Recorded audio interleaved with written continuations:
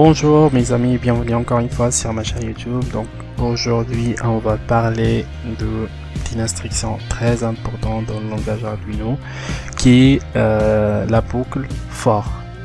Ok, donc avant ça je vais vous parler en fait de ces lignes qui sont des commentaires. Donc vous aurez remarqué pendant les dernières vidéos qu'il y avait plein de textes qui servaient à rien.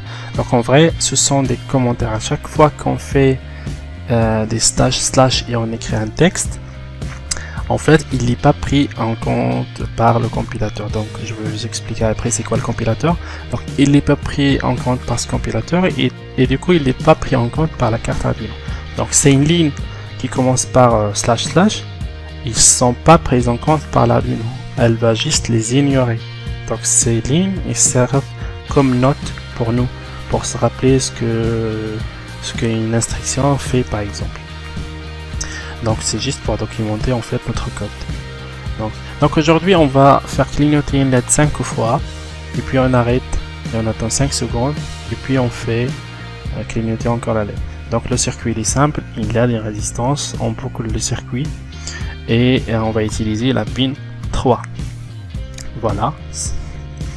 Donc je vais supprimer tout ça pour écrire ça ligne par ligne. Donc pour le setup on a configuré la pin 3 comme output, rien de spécial, on a déjà fait ça. Donc la boucle for, qu'est-ce qu'elle va faire? Elle va faire clignoter la LED 5 fois et ensuite elle s'arrête. Ok, donc on fait la première fois, deuxième fois, troisième jusqu'à 5 puis on s'arrête. Donc le syntaxe de la boucle for c'est comme ça, on fait boucle for, on déclare une variable qui va stocker l'index de l'itération, qui va stocker les 0, 1, 2, 3, 4 jusqu'à 5. Donc on fait int pour entier et on fait i, c'est notre index égal à 0 jusqu'à i inférieur à 5. Donc i elle va être inférieure strictement à 5. Okay, elle va jamais avoir 5. Si on fait i inférieur ou égal à 5, on permet à i d'aller jusqu'à 5.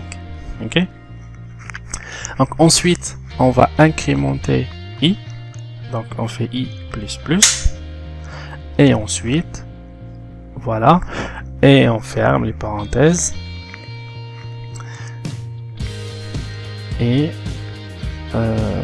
voilà, et ce qui est à l'intérieur des accolades ça va se répéter 5 fois. Ok, donc ce qu'on va faire ici c'est que on va allumer une LED. Donc la LED qu'on a, on va l'allumer.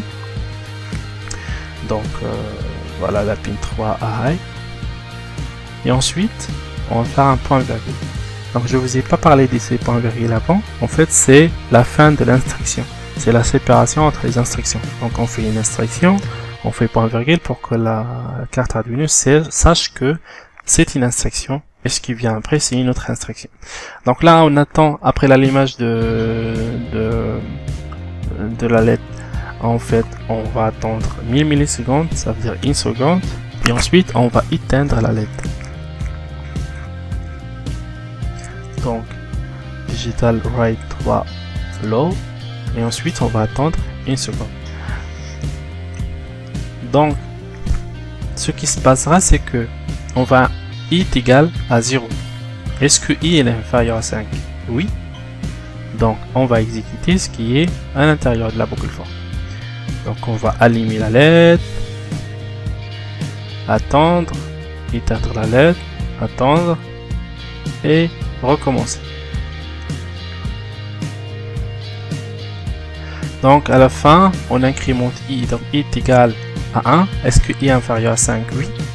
On l'incrémente. Et puis on vient exécuter ce qui se passe ici. Donc on allume, on attend, on éteint, on attend et on refait la même chose. i est égal à 3. Est-ce que 3 est inférieur à 5? Oui. On incrémente i et puis on vient exécuter tout ça. Et on va boucler jusqu'à i est égal à 5. Okay. Quand on trouve que i est égal à 5, est-ce que i est inférieur strictement à 5? Donc non. On sort de la boucle et on vient attendre 5 secondes. Et vu qu'on est dans la boucle, dans une fonction loop, ça va se répéter à l'infini. Ok, Donc ensuite, après avoir attendu 5 secondes, on vient, on exécute la boucle et on sort, etc. Donc voyons voir ce que ça va donner. Donc 1, 2, 3, 4, 5. Et on attend 5 secondes.